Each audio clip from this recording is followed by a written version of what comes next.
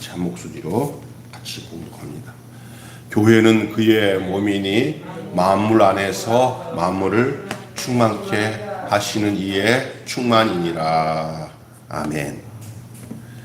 계속 에베소서 말씀을 전하면서 그냥 두리뭉실하게 이 말씀을 지나갈 수 없어서 좀 점점 세밀하게 말씀을 전하게 되는 것 같은데, 오늘 말씀은 지난번에 이어서 이제는 그리스도의 몸인 교회라고, 교회의 머리인 그리스도, 또 그리스도의 몸인 교회, 그러니까 오늘은 그리스도의 몸인 교회라는 말씀으로 오늘 에베소서 1장 23절 말씀을 중심으로 함께 은혜를 나누겠습니다. 오늘부터는 이제 교회의 여러 방면에 대하여 말씀을 드리겠습니다. 앞으로 이 전부 교회의 여러 방면, 그래서 좀 구체적으로 말씀을 드릴 겁니다. 오늘은 그 앞부분만 말씀을 좀 전하려고 합니다. 오늘 첫 번째가 바로 그리스도의 몸인 교회에 대해서 말씀을 드리겠습니다. 이 몸이란 말은 다시 말해서 머리의 충만이라는 뜻과 통합니다. 머리의 충만이 곧 몸입니다. 머리가 온전해지는 것이죠. 머리가 온전해질 때 충만이란 말은 온전해지는 것, 성장하는 것, 또 발전하는 것, 그런 뜻이죠. 그러니까 이 몸이란 말은 머리가 성장하고 발전하는 것이 곧 몸이라는 뜻으로 표현될 수 있습니다. 그리스도가 몸이니까 머리인 그리스도의 충만이라고 한다면은 교회는 그리스도의 성장이고 그리스도의 발전이다. 조금 이따 설명하겠지만 씨에서 열매로 가는 모든 과정, 결국은 열매가 거둬지잖아요. 그러면 그리스도의 머리는 씨라고 한다면 몸은 열매를 말하는 것이죠. 그래서 예수님을 씨라고 한다면은 곧 교회인 우리는 열매입니다. 열매는 씨의 발전이니까 씨의 충만입니다. 예를 들어서요, 감씨, 감 알죠? 감씨는 우리는 먹을 수 없습니다. 감씨를 먹었다는 사람은 없습니다. 근데 감씨는 먹을 수 없으나 감은 먹을 수가 있습니다. 감은 먹을 수가 있습니다. 예수님 시대에 예수님은 씨처럼 받아들이지는 못했습니다. 그러나 오늘의 교회는 그 맛있는 감의 열매처럼 받아들일 수 있게 되었습니다. 왜냐하면 예수님은 그 먹을 수 없는 씨처럼 십자가에서 죽었기 때문에, 또한 그 사랑하는 제자들까지도 모두 도망쳐 버렸잖아요. 쉽게 말하면 먹을 수가 없었다는 거예요. 당시의 상황에서 씨가 되신 예수님은 누구도 먹을 수가 없었고 제자들마저도 그냥 주랭랑 치고 말았습니다. 그러나 그는 씨는 생명입니다. 씨는 생명입니다. 생명의 씨인 예수님을 먹을 수가 없었습니다.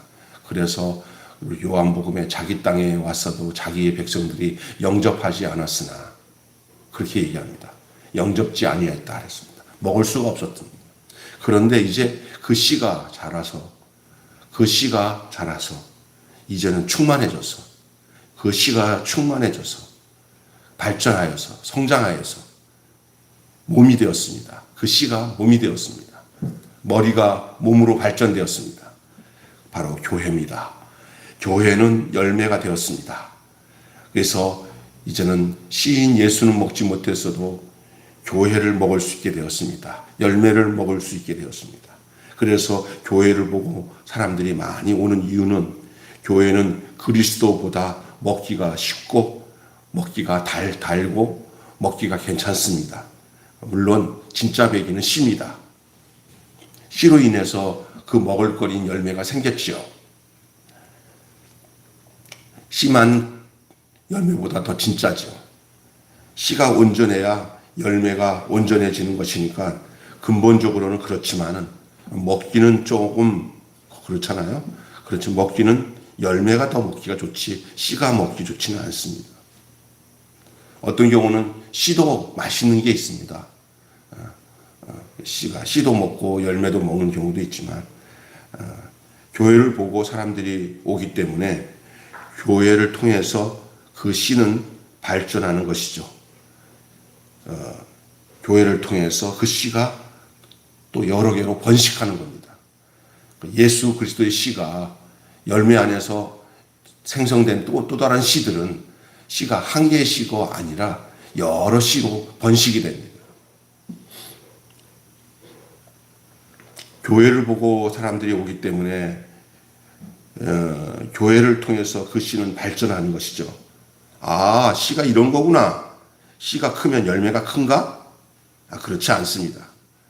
씨는 작아도 열매는 클 수도 있고요.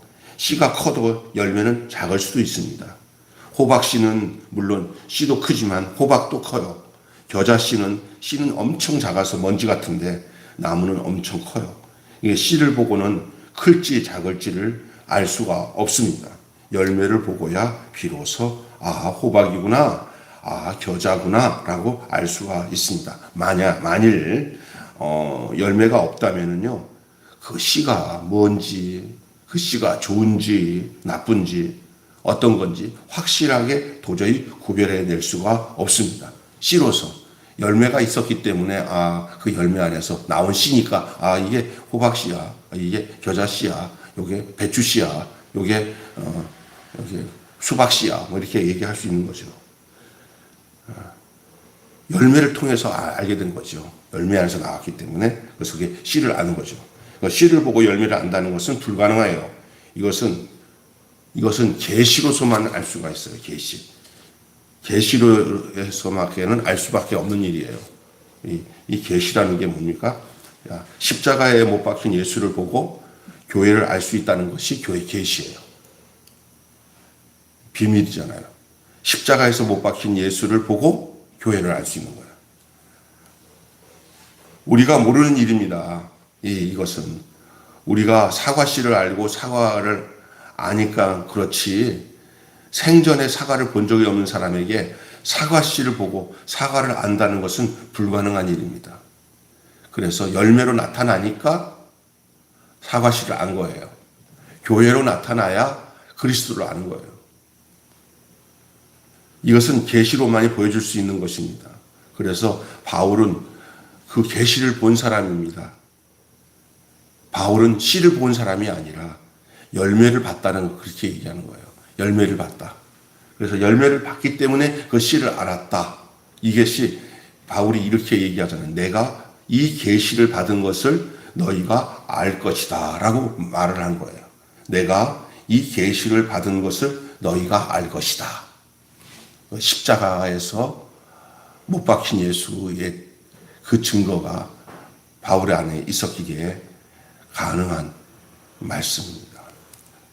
우리는 무슨 계시를 얘기하면은 뭐 이렇게 앞날에 대해서 누가 뭐 이렇게 예언을 해주고 이런 게 계시라고 생각하고, 근데 계시 받았다 그러면 이거잖아요. 근데 그게 아니죠.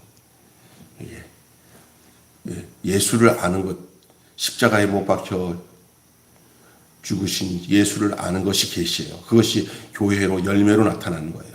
씨가 열매로 나타나는 거예요. 교회는 그래서 그리스도의 충만입니다. 교회는 그리스도의 충만입니다. 아까 전에 성장이고 발전이라고 했잖아요. 다시 말해서 씨가 열매가 된 거예요. 우리는 지난 시간에 머리이신 그리스도가 얼마나 탁월하신지, 그 권능의 충만함과 그 풍성함과 그런 것을 말씀을 드렸어요. 세상을 정복할 수 있는 씨인지 절대적인 씨인지에 대해서 말씀을 드렸잖아요. 왜냐하면 세상에 사람은 많지만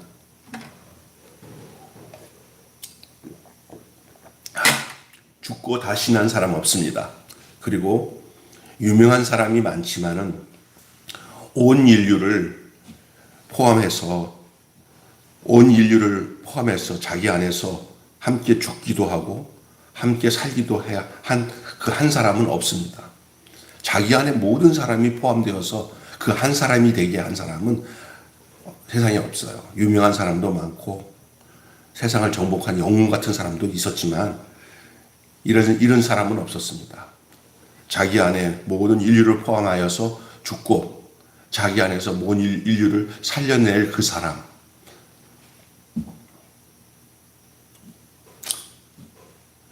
그렇지만 이 세상의 모든 사람들은 포함하지 못해요. 그러나 이 한 사람은 그 모든 것을 다 포함하여갖고 자기 안에서 죽고 살게 하는, 그래서 다시 새 판을 짜고 새 생명 가운데 살게 하는 그 사람. 그분은 한 분밖에 없습니다. 그분밖에.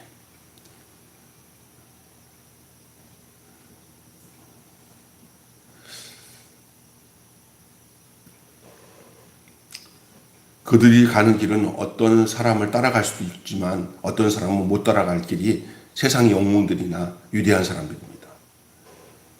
모든 사람이 부처의 길을 따라갈 수 있지만은 어떤 사람은 그 길을 못 따라갑니다. 못 따라간다는 얘기예요. 대단히 훌륭하지만 못 따라가요. 윤리적으로 히말라야 정상에 올라가는 사람이 있습니다. 꽤 있어요. 그러나 많지는 않습니다. 우리나라도 있어요. 그 높은 히말라야 꼭대기에 에베레스트 정상에 그 올라가는 게 그들의 아주 꿈이에요. 그러나 그 꿈을 성취한 사람들은 간혹간에 있어요. 아주 위대한 사람들이에요. 진짜 우리가 정말 감당할 수 없는 사람들입니다. 그런데 보편적이지 못해요. 누구나 거기 못 가요. 그 특별한 몇 사람들만 가요. 다 히말라야 산꼭대기에 갈 수가 없는 것입니다. 그러나 못 간다고 말할 수는 없어요. 갈 수 있는 사람들은 제한되어 있어요. 특별한 사람들, 위대한 사람들, 초인적인 사람들만이 갈 수 있는 거예요. 위대하지만은 그런 사람들을 보면서 우리가 그 안에 포함될 수가 없어요. 포함될 수가 없어요. 그래서 우리가 기억해야 될 것은 예수님은 위대하지 않을지라도 나를 포함할 수 있다는 데서 우리가 거기서 정점을 찍어야 돼요. 중요한 겁니다. 나를 포함할 수 없는 사람은 나를 구원할 수 없어요. 그런데 세상의 위대한 영웅이나 위대한 사람들은 우리를, 자기는 갈 수 있어도 우리를 포함하기가 어려워요. 힘들어요. 거기에 포함되려고 죽을둥살둥 하다가 인생을 세상 말로 종친 사람들 많습니다. 너무 불편하고 너무 힘들어요. 인간의 의지 가지고 발악을 해도 안 되는 거예요. 특별한 사람 몇 사람만 할 수 있는 일은 모든 사람을 포함할 수가 없습니다. 그러나 우리 예수님은 그렇게 위대한 사람도 아니고 영웅도 아닙니다. 그분은 우리를 다 포함할 수 있는 연약한 한 인간으로서 그 포함할 수 있는 것. 이 점이 우리 주님이 우리에게 그분이 우리의 주님이 되시는 이유가 돼야지. 온 인류를 구원한다 그러는데 예수님만 할 수 있는 일에다가 예수님만 할 수 있는 일에다가 우리가 그냥 믿고 따르고 간다고 하면 안 되는 거죠. 그분 안에서 그분의 인생과 삶을 볼 때 우리도 포함되는구나. 우리도 그 자리에서 만날 수 있구나. 우리가 그 안에 있구나. 라고 할 수 있어야 우리의 주님이 되는 거예요. 온 인류의, 새 인류의 하나님의 그 경륜하심에 따라 모두가 하나님이 원하셨던 그 사람이 되도록, 그와 같은 사람이 되도록 할 수 있는 그 사람, 그 자격이 있는 분이 그리스도인데 그 자격이 뭐냐? 십자가에서 죽으심이에요. 그 죽음 안에는 모두가 다 포함될 수가 있습니다. 그의 가난함 안에는 그의 고통과 그리고 버려진 자리에는 누구나 하나 될 수 있어요. 그 버려진 자리에는 버려진 자리에는 누구나 갈 수 있는 자리예요. 사람들이 너무 버려져서 사람들이 하고 이렇게 고개를 돌리고 쳐다보지 않아서 그렇지, 맘만 먹으면 다 그 안에 들어갈 수 있는 자리가 예수님 자리예요. 예수님은 이렇게 우리가 경배하면서 바라보면서 저분을 우리가 어떻게 따라가나 그런 분이 아니에요. 우리 예수님은 자기의 그 고상한 부분을 본받아서 구원받으라고 하지 않았어요. 예수님 안에서 구원받는 자리는 예수님이 죽은 자리에서 우리가 죽으면 돼요. 다 죽을 수 있어요. 왜냐하면 이 세상에서 찢기가 되고 버려진 자로서 그다음에 사람들한테 인정받지 못하는 자리에 예수님 안에 포함되면 돼요. 그분보다 더 비참하게 버려진 사람이 없어요. 그럼 여러분 어떤 상황 속에서 내가 참 버려졌구나, 내가 소외당하는구나, 그럴 때는 그 자리가 예수님한테 들어갈 수 있는 결혼의 기회의 자리예요. 그게 위대하신 거예요. 온 인류를 포함할 수 있는 그 자리.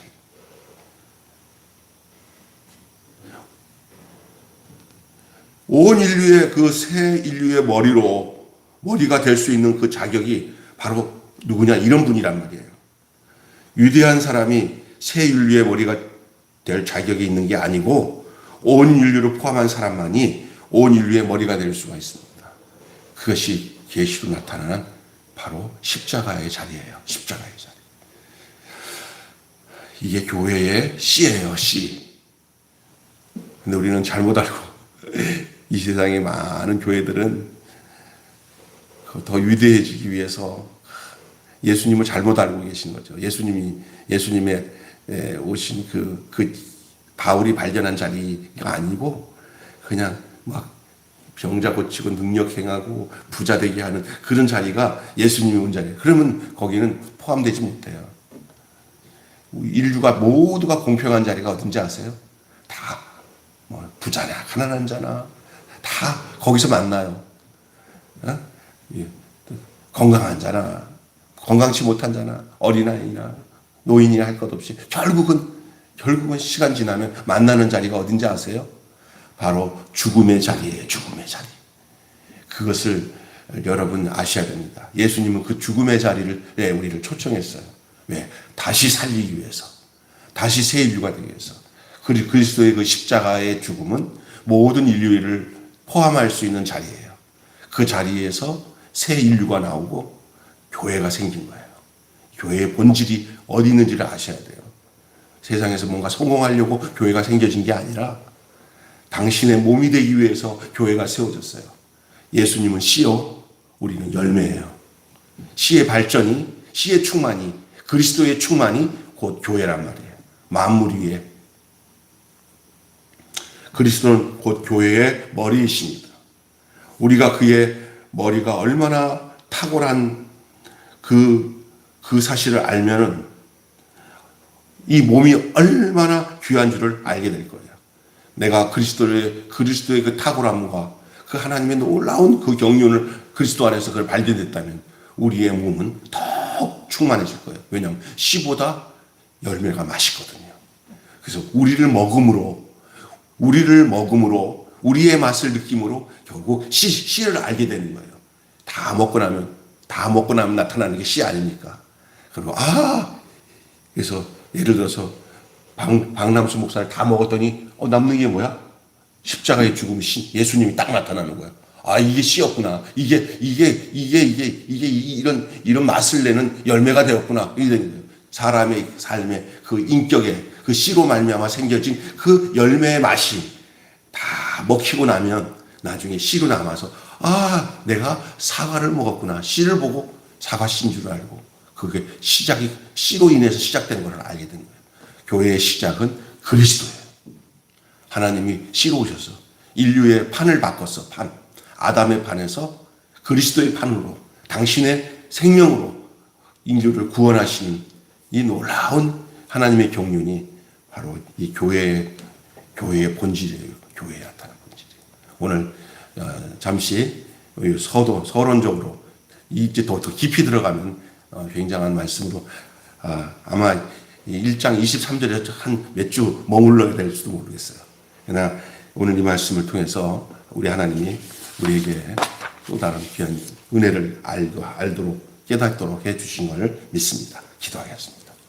하나님, 그리스도의 몸인 교회의 첫 번째 시간으로 교회는 그의 몸이니 만물 안에 만물을 충만케 하시는 자의 충만이라 하는 말씀으로 오늘 그리스도의 몸인 교회에 대한 말씀을 오늘 씨와 열매라는 그 내용을 가지고 함께 은혜를 나누며 오늘 바울이 그 계시를 본 사람으로서 그가 내가 이 계시를 받은 것을 너희가 알기를 원한다.